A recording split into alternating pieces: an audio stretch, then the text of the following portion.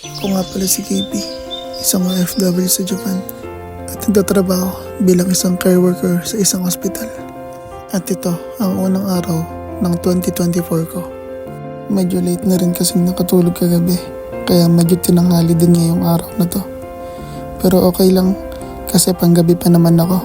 Ayoko pa sanang bumangon kasi medyo masakit pa yung ulo ko kasi napadami yata yung inom kagabi.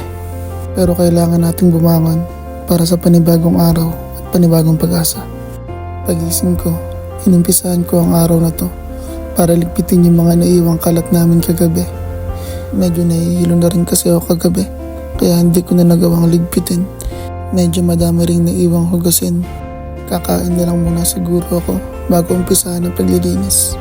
Medyo madami pa rin talaga kasi kaming natirang handa kasi 4 lang naman kaming kumain. Sulit talaga yung ambagan namin na 1,500 yen per person. Kasi may handa na kami, may breakfast pa kami. O diba? Ang laking tipid nun para sa amin. Kala mo naman seryosong seryoso sa pagtitipid. Pag-usapang beer naman, napakarupok niyan. Kaya kahit medyo pricey, bili lang ng bili. Hindi ko naman sinasabing madalas kaming mag-inom. Pero parang ganun na nga. Pangpawala lang ng homesick at stress sa trabaho. I-microwave muna natin tong pagkain ko para masarap naman kainin. At medyo napadami yata yung kuha natin. Unang subo. Quality. Thank you Lord. Pagtapos kumain, syempre, umpisahan na natin ang paglilinis. Gising na yung mga kasama ko at kumain na rin sila. Ganyan kami kasolid dito sa apartment. Tulungan at bigayan kung anong meron. Kaya masasabi ko na napakaswerte ko kasi sila yung nakasama ko. Medyo maliit lang naman tong apartment namin kaya mabilis lang linisin. At after nitong paglilinis, nagpapahinga muna siguro ako kasi panggabi pa ako. At medyo luminis naman kahit konti. At matutulog muna uli ako kasi panggabi pa ako. Kasi medyo mahaba yung panggabi sa trabaho ko.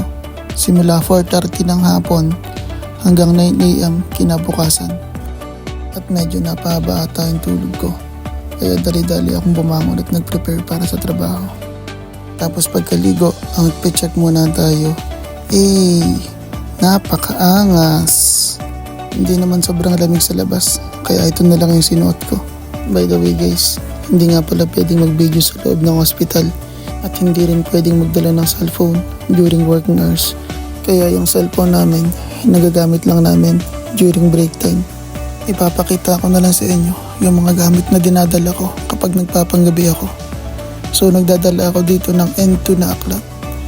Kasi nagre-review ako. Kasi yung break time na binibigay sa amin is kadalasan is 1 AM to 3 AM. So medyo mahaba yun at ayoko kasing matulog kahit break time ako. Tapos itong ID ko.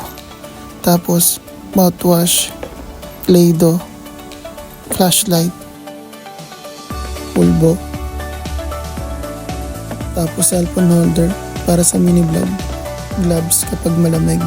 At syempre, hindi natin pwedeng limutan ang susi ng locker at bike natin. At syempre, ang lucky charm natin. Tapos itong maliit na bag natin para sa lagayan ng wallet at mahalagang bagay. At syempre, pinakamahalaga, ang cellphone, charger at headset natin. Hindi pwedeng maiwan yan. Lagot tayo kay commander pag di tayo na-contact. Tapos, dali-dali na rin ako nagbike papuntang ospital. Medyo malilate na rin kasi ako. Medyo malayo rin kasi itong ospital sa apartment namin. Siguro mga 15 to 20 minutes kapag bike. Depende sa bilis ng takbo mo. At sa mga gustong magtrabaho dito sa Japan, kagaya ko, i-chat nyo na lang tong page na to or kontakin nyo sila. Sila yung makakatulong sa inyo para makapunta kayo rito. Or i-PM nyo na lang ako sa page ko para matulungan ko kayong makapag-apply sa kanila. Walang bayad tong advertise na to. Gusto ko lang ma-share sa inyo yung mga legit na agency na talagang makakatulong sa inyo. Ang hirap din kasing kumita ng pera ngayon. Tapos may scam ka pa. Diba ang sakit nun kung sa atin nangyari yun? So paano? See you tomorrow na lang guys pagka-out ko ng trabaho. Medyo late na rin kasi kaya kailangan ko na talaga magmadali. So after duty natin ng 4:30 PM to 9 AM, kakain muna tayo sa kantin. So libre nga pala yung pagkain pag panggabi. Mayroong dinner, breakfast, tapos may tinapay pa yan around 5 AM. Tapos yung breakfast natin dyan is okay lang kahit ilang beses kang bumalik. Tapos yung drinks natin is numihoday or only drinks kumbaga sa atin. Nasa 5th floor nga pala yung kantin ng ospital. Dito rin ako nagla-lunch kapag may pasok ako. Tapos kung makikita niyo yung tower na yan, yun yung isang tourist spot dito sa Echinimia. Ang ganda ng view diba kapag nasa taas ka. 5th floor pa lang yan. Lalo na dun sa workplace namin kasi nasa 9th floor ako ng building. Lahat nga pala ng parking na nakikita nyo is parking lahat ng ospital yan. Malawak kasi ang parking dito at pagtapos natin kumain, uwian naman. Medyo antok na rin kasi ako kasi ang haba talaga ng duty kapag panggabi.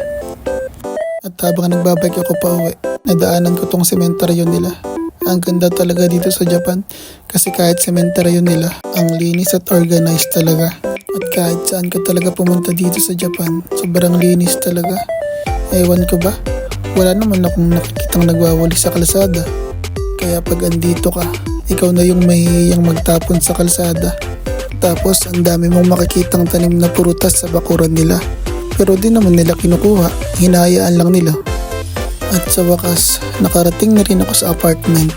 Ito nga pala yung view ng apartment namin sa labas. At nasa 3rd floor lang yung unit namin. Dahil antok na talaga ako. Diretsong tulog na lang ako pagka uwi. Thank you for watching. See you next vlog.